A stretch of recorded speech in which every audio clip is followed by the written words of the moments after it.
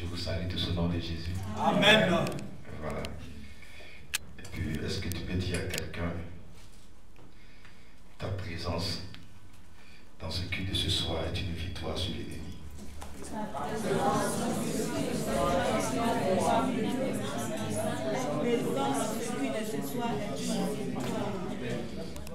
Faut te déplacer un peu pour parler à tes frères. Déplace un peu pour parler à tes frères.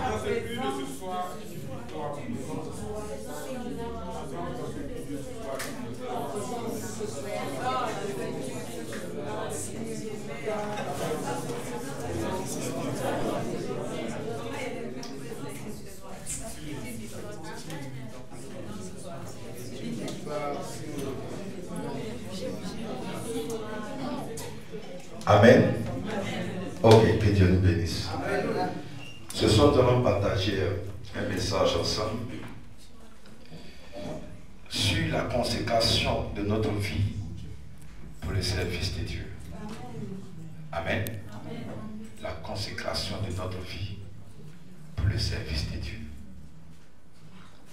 La consécration de notre vie pour le service de Dieu. Et c'est important parce que si nous devons servir le Seigneur pleinement, il faut que cela passe d'abord par une véritable consécration de notre vie.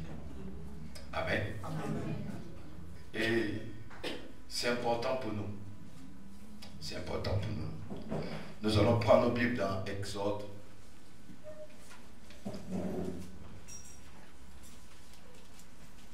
Exode chapitre 3.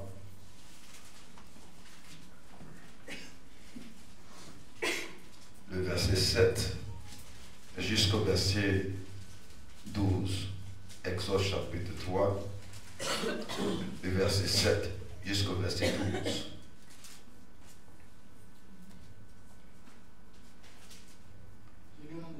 Amen.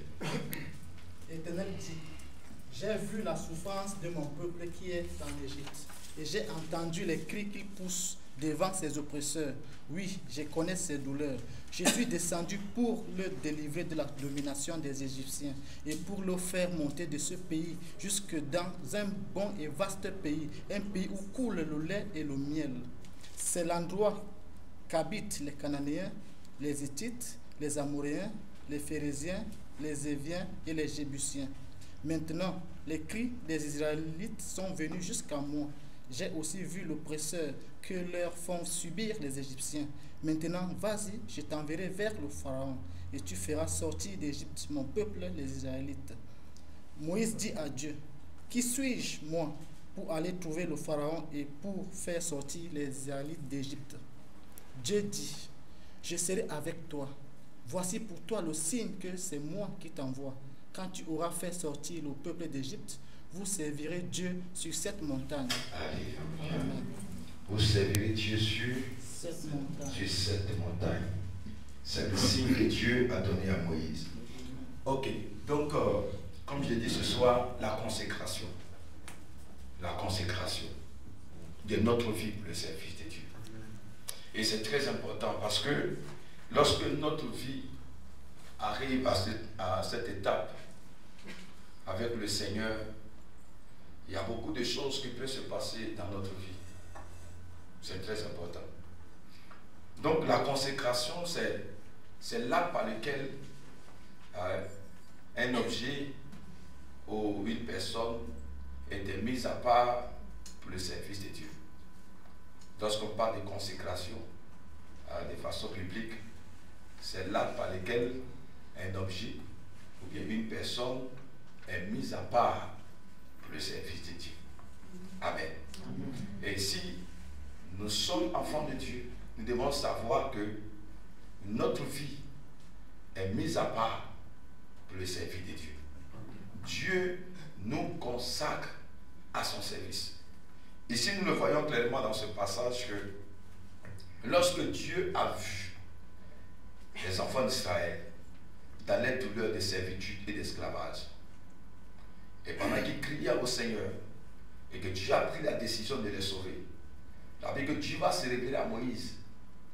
Et Dieu va citer Moïse comme le prophète qui doit partir les libérer. Mais quand Dieu se révèle à lui, Dieu lui dit, j'ai vu la souffrance de mon peuple. J'ai vu les gémissements. J'ai entendu les cris. J'ai vu tout ce qu'ils ont subi. Et Dieu dit à Moïse, je t'envoie pour faire sortir ce peuple de la servitude. Je t'envoie pour faire sortir ce peuple de l'Égypte. Et en même temps, quand Moïse lui pose la question de savoir, Seigneur, mais comment? Comme il a dit ici le verset 9, n'est-ce pas? Le verset 9, ou bien le verset 11 même, Moïse dit à Dieu, qui suis-je moi pour aller trouver Pharaon et faire sortir les Égyptiens d'Égypte? Donc Moïse lui-même, il sait parce qu'il a travaillé, il a habité dans la maison de Pharaon. Il était dans le palais. Vous savez très bien que c'est la fille de, hein, n'est-ce pas, de Pharaon qu'il avait élevé, n'est-ce pas? Donc il était là-bas, il était élevé dans toute la sagesse, dans toute la connaissance d'Égypte. Il sait quel est le comportement de Pharaon lorsqu'il est défié en termes de divinité et en termes de puissance. Et donc, lui-même, il avait peur. Il dit à Dieu, mais moi, aller dire à Pharaon de libérer ton peuple? Non, Seigneur. Mais Dieu va nous parler de quelque chose. Et c'est ce qui est très important et fondamental dans ce que nous allons partager ensemble. Dieu va lui dire que, dans le verset 12, Dieu dit, je serai avec toi. Voici pour toi le signe que c'est moi qui t'envoie. Quand tu auras fait sortir le peuple d'Égypte, voilà, quand tu auras fait sortir le peuple d'Égypte, vous servirez Dieu sur cette montagne. Parce que Moïse perçait le troupeau, son troupeau. Et pendant qu'il perçait le troupeau, sur la montagne, il voit une vision. Il voit un buisson enflammé de feu. Mais ce qui est étonnant, c'est que le buisson ne se consumait pas. Or, naturellement, s'il y a un feu dans un buisson, le feu doit consumer ce buisson. Mais le buisson ne se consumait pas. Et donc, c'est pendant qu'il regardait cette vision, qu'il a entendu la voix de Dieu. Dieu a commencé à lui parler. Et c'était sur cette montagne que Dieu s'est révélé à lui. Donc Dieu va lui dire, je vais te donner un signe pour dire que c'est moi qui t'envoie. Quand tu vas faire sortir ce peuple de l'Égypte, ce peuple viendra me servir sur cette montagne. Amen. Amen. Le peuple viendra me servir quoi? Sur cette montagne. Voici, ça c'est la parole que le Seigneur a donnée. Un peuple qui sort de la servitude, un peuple que Dieu va libérer de l'esclavage, et un peuple qui viendra servir Dieu au lieu que le Seigneur a indiqué. Amen. Amen. Et vous allez voir, tout à l'heure dans la parole de Dieu, vous allez voir que toute la résistance de Pharaon contre la sortie des enfants d'Israël va dans le sens de lutter contre cette parole qui était le signe de Dieu. Qui était le signe de Dieu. Toutes les luttes que Pharaon va engager contre les enfants d'Israël, contre Moïse et les enfants d'Israël, va dans le sens d'empêcher l'accomplissement de cette parole, de ce signe divin. Or, c'est le signe que Dieu a donné à Moïse. Il dit pour que tu saches